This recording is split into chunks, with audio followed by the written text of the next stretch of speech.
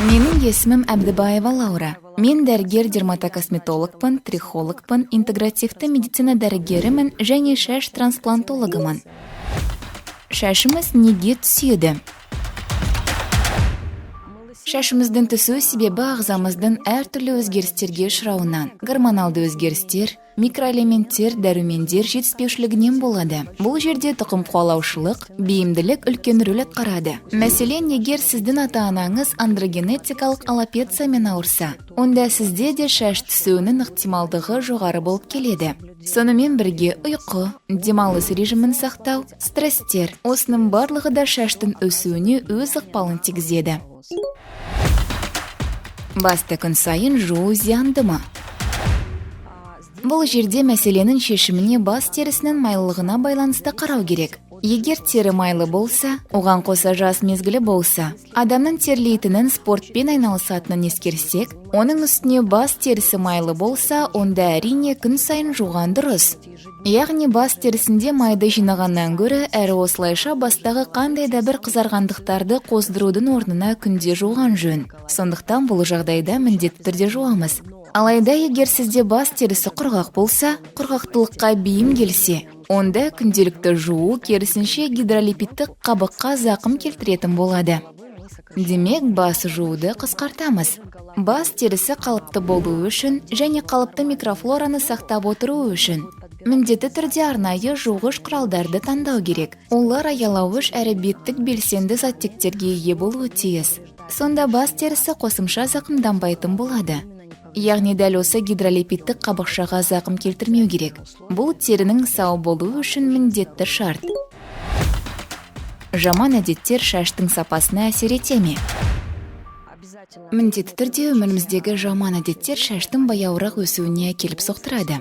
Шашқа зақым келтіріледі. Әрі негізгі жаман әдеттердің бірі бұл нашар ұйқы. Ұйықтаған кезде адам сағат 23:00-ге дейін ұйықтап қалу керек. Әрі ұйықтаған кезде ағзамыз қалпына келеді. Барлық биохимиялық үдерістер жүріп жатады. Екіншісі бұл темекі тарту. Егер адам тәулігіне 20-дан астам темекі шегетін болса, онда бұл қан тамырларды барынша тарылтады. Түк фолликулаларының қанмен қамтамасыз етілуін жеткіліксіз деңгейге соқтырады. Және шашқа қажетті дәрумендер мен микроэлементтердің жеткіліксіздігіне апарады. Стресстер де шаш өсуінің төмендеуіне ықпал етеді. Бұл шаш ішіндегі микроциркуляцияның азаюынан болып жатады. Мұнда тамақтану негізгі рөлді атқарады. Өйткені сол бір газдалған сусындарды тұтыну, энергетиктерді ішу, фастфудты жеу салдарынан бауыр жұмысы бұзылады. Түк фолликуласының жұмысы мен мұндағы шаш өсу бұзылады. Және секрециялық бездердің жұмысы да нашарлайды. Ол желім тәрізді болады. Алайда ол сұйық болуы тиіс. Бұл сибареяны қоздырады.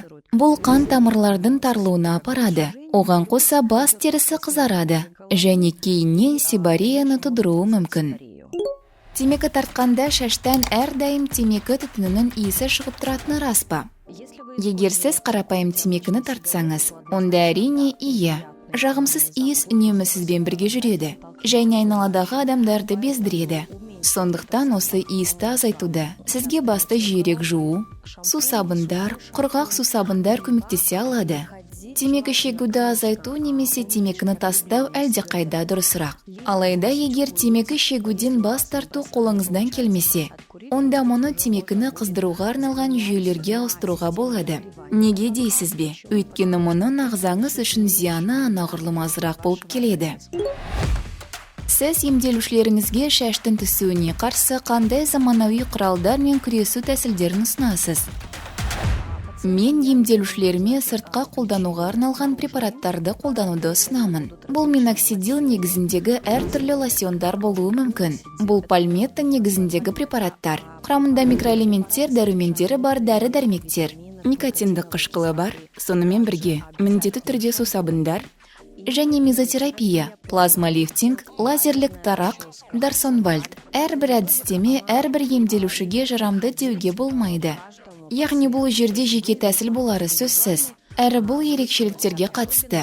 Шаштың түсу қарқынына, диагнозға байланысты жеке өзім препараттарды таңдайтын боламын.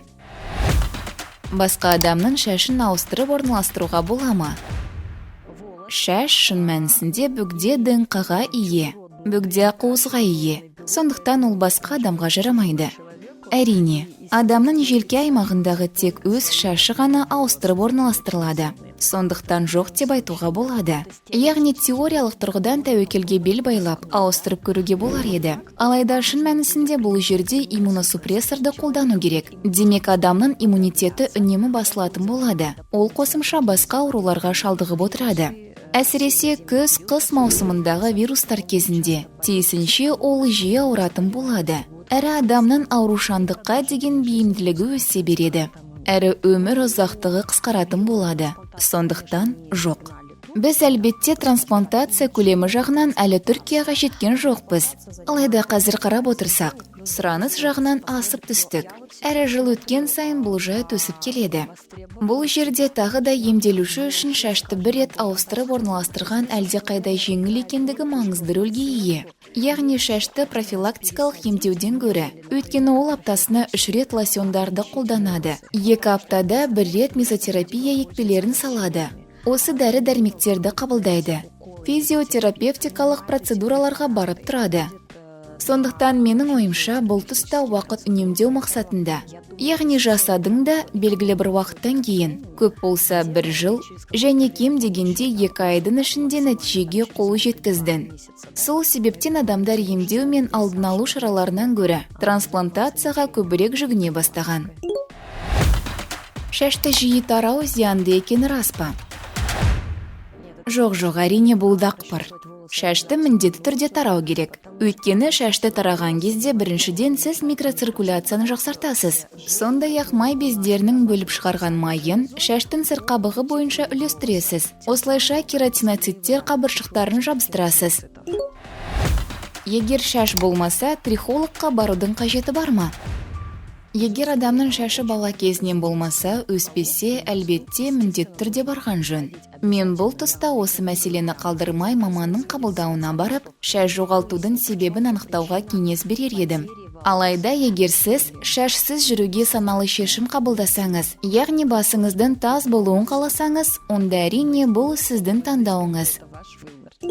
Шаш қалың болып өсу үшін нәрестенің шашын тақырлап алудың мәні бар ма?